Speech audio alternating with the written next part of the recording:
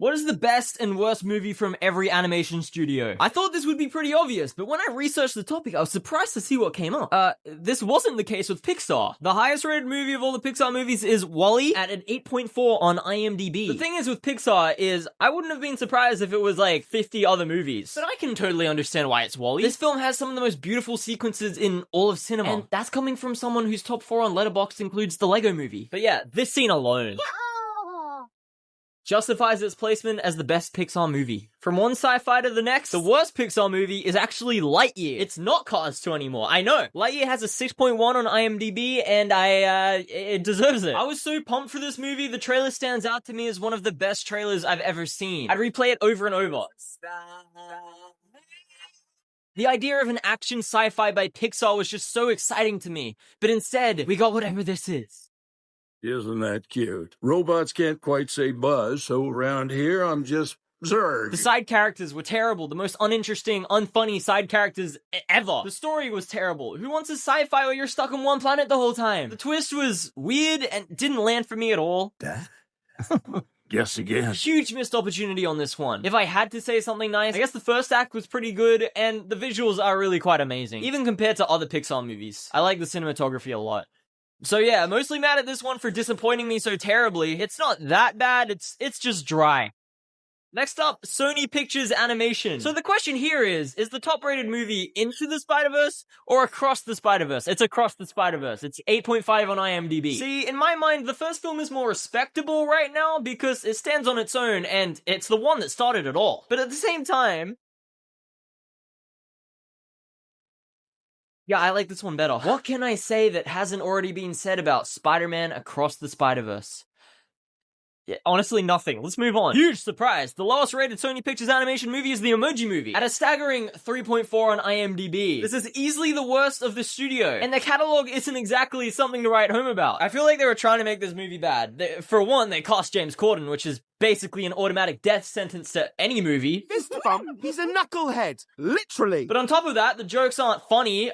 They're incredibly surface level. Is that the time? Hey, my eyes are up here, pal. Woohoo! Whoop, whoop. The dialogue doesn't even make sense sometimes or is incredibly awkward. Me and the boys are gonna throw ourselves on the Barbie. Here's my sauce now.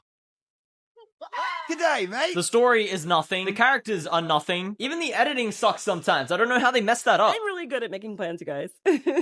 Right?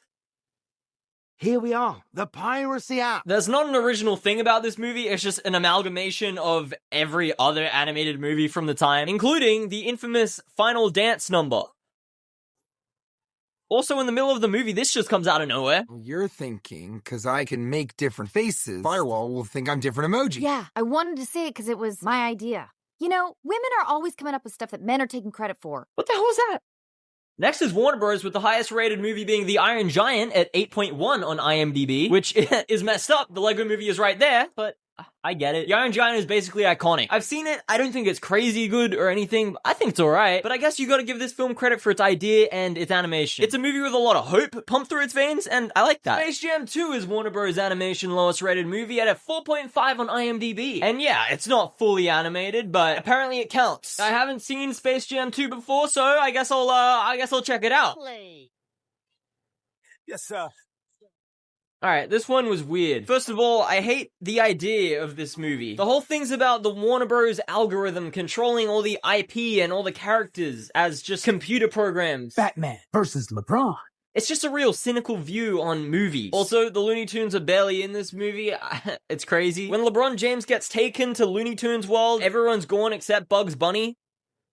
They all went to different worlds, like DC and Harry Potter, and mostly DC. This was for no reason. The only reason this was written into the movie is so we could go to the other worlds and see characters from other properties. It didn't serve this story at all. It's just mindless cameos, which I hate. Winter, I say, winter is coming. But yeah, this takes up most of the movie. Literally, the next thing they do once they get all of the characters back is play the basketball game. And then that lasts until the end. There's no build-up. Also, Bugs Bunny dies at the end, which is funny. That's all, folks.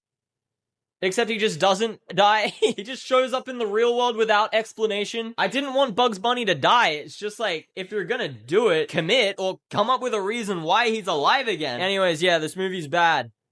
Moving on to Disney, the highest rated movie is The Lion King at 8.5 on IMDb. And I think that makes sense. It's the most iconic one. I mean, of course it was gonna be this movie. But honestly, for me, thinking this is the best Disney movie is like choosing Mario as your favorite Mario character. It's boring and safe, but that doesn't take away the quality of the story or the quality of the music. I think Simba's voice is weird when he gets older, but besides that, I guess it deserves the spot. Home on the Range is the worst one at 5.4 on IMDb. Now listen, I hate farm movies, I hate the vibe of farm movies, and that vibe is infused into this movie's life force. It lives and dies by the farm vibe. But if you ignore that, I don't know, I guess it's not that bad. I don't know why it has such an incredibly low score. I mean, there's nothing remarkable about it, so maybe that's the reason why it's so low. I think the minecart sequence at the end is kind of fun, and Steve Buscemi is in it, which is also fun. I gave up clown college for this. But don't waste your time with this one, you'll get nothing out of it. Studio Ghibli. Spirited Away is number 1 at 8.6, because of course it is. It's a masterful film or whatever, I don't know. I've seen chunks of this movie throughout the years, but I don't think I've ever experienced it as a whole. So let's change that. You're gonna fall asleep like first 20 minutes, I guarantee. No, I won't. Okay, fine.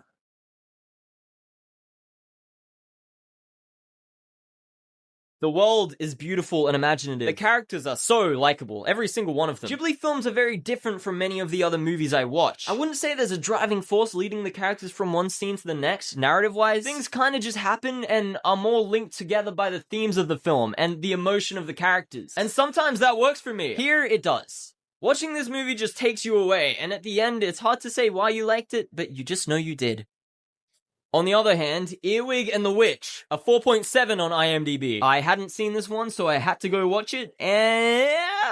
oh no, I didn't like it. Oh no. This is genuinely sad. I thought this would be the one studio that wouldn't necessarily have a bad movie, just a movie that happens to be the worst out of everything they've made. But I was wrong. This is one of those movies that doesn't have a driving force and definitely does not work for me. This film follows Earwig, who is a witch's daughter who gets dropped off at an orphanage when she's really young. Many years later, she's adopted by two grumpy witches for an extra pair of hands, and through her spirit, she transformed this dysfunctional family into a loving one. Except the last thing I just said doesn't even happen on screen. We fast forward like 6 months at the end of the movie, and then they love each other. Before that, which is what we're actually watching, it's just Earwig annoying the two witches for an hour, and not in any way try to win them over. It's weird. It's also revealed that Earwig's mother knows the two witches that adopted her, but this doesn't seem to be relevant at all. She even comes back in the last scene of the movie, and we never find out why Earwig was left at the orphanage. Earwig as a character is likable, I would say. I think actually every character is relatively likable, but the plot is genuinely nonsensical, and the characters stay entirely stagnant until that 6-month time jump. Also, the visuals are very bad. Sometimes things look good. You can tell there are artists working on this movie, but everything is modeled so badly, textured so badly, and animated so badly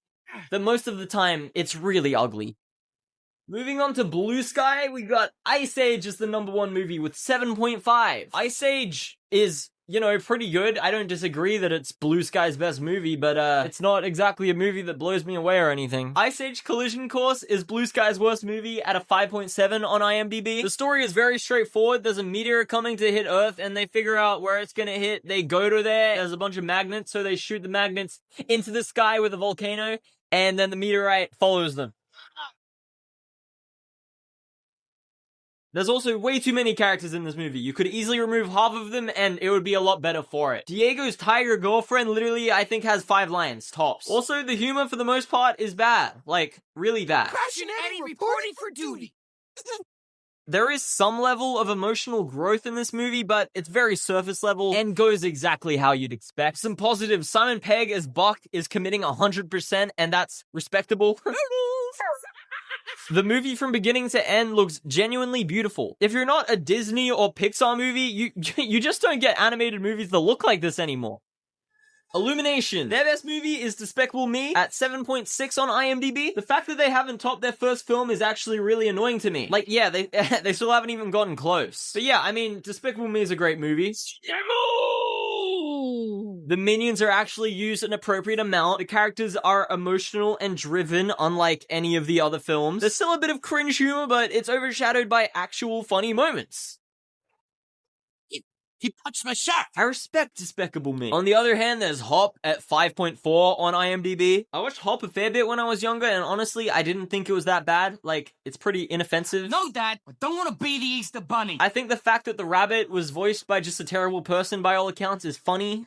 Tragic, but if you ignore that, funny. James Marsden's character is likable, and it's another great addition to the James Marsden drives CGI character in Car cinematic universe. Sure, it's probably bad, but I don't think it's that bad. I think this 5.4 score is a little harsh. Like a dynamite, 'cause I... Nickelodeon's highest rated movie is Rango at 7.3 on IMDb. The highest rated movie for a whole studio only being 7.3 is pretty bad. But I will say, I think it's slightly unfair. Rango is good, Teenage Mutant Ninja Turtles Mutant Mayhem is great, SpongeBob, the first SpongeBob movie is fantastic. That movie is the best. But, Rango, that's the highest rated. Saving Bikini Bottom, the Sandy Cheeks movie, is Nickelodeon's lowest rated movie at a 3.7 on IMDb. And oh my god, this one hurt me. It's really bad. The story is stupid. The visuals are borderline offensive at times. The characters are terrible. The humor doesn't make sense at all. I got this. SpongeBob says the most dumb, nonsensical things so many times throughout this movie, and then he just chuckles to himself in the same way every time. I get it. Oh, that's a good one, Bob. I don't even know if I can consider this SpongeBob anymore. He's got no personality. Well, I was hoping to make a splash here. He just says whatever joke the writers think they can force into this moment, whether it fits him or the situation at all. Hey, that whistle had a nice ring to it. I think this is worse than the Emoji Movie, I won't lie. Do you feel drained? I'm so drained. Laika's highest rated movie is Coraline at a 7.8 on IMDb. And Coraline, I think, is one of the scariest to ever do it. I'd hate to have button eye so bad, it'd ruin my life. But I think it's also one of the most beautiful movies of all time. I want to crawl in this tunnel so bad. I think it'd maybe make my day if I didn't have much going on. Fantastic movie, and Laika is yet to reach the same heights. I watched Kubo recently, and it was way more childish than I was expecting, but that's neither here nor there. The worst Laika movie on IMDb is Missing Link at 6.7, which I actually like. It's got some good voice performances. I love when Hugh Jackman is in anything. And Zach Galifianakis is in this before he sold out and agreed to be in literally anything. Which, you know, no shade to him, but, I mean, come on, Lilo and Stitch. It's also got really beautiful shots and animation, a fun, light-hearted tone, and good characters. Third act kind of falls apart a little bit in my opinion, but still a good watch. DreamWorks! The highest rated movie is How to Train Your Dragon at 8.1. This is definitely the best one. I've seen it so many times throughout my life, and it only gets better with age. Aside from the story, which is obviously amazing, the music is something incredible that I want to point out.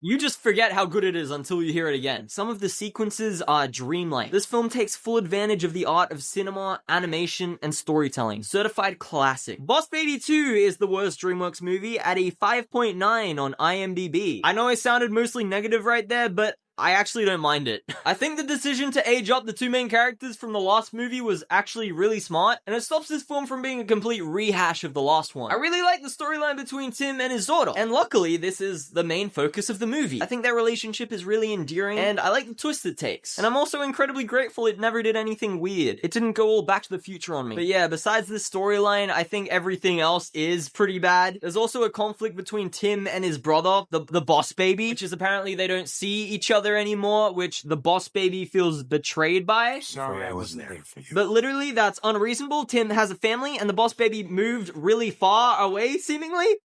Where is she? Also, by all accounts, I'm pretty sure the Boss Baby was welcome into Tim's home whenever he wanted to come. He just never really did. Well, he grew up to be the boss, all right. He's so busy, we hardly see him anymore. I also dislike the plot with the main villain. It's just unengaging and generic. But yeah, as a whole, this movie is better than I thought. I think it's better than the first Boss Baby. There wasn't even that much gross-out, childish humor in this movie, which really surprised me. And there you go. No one asked for this, but if I had to rank all the movies I just talked about, here it is. And I know, obviously, this isn't every animation studio. I just thought these were the main ones. Maybe one day I'll come back and do literally all of them. Anyways, subscribe. I guess I'll see you later. Bye.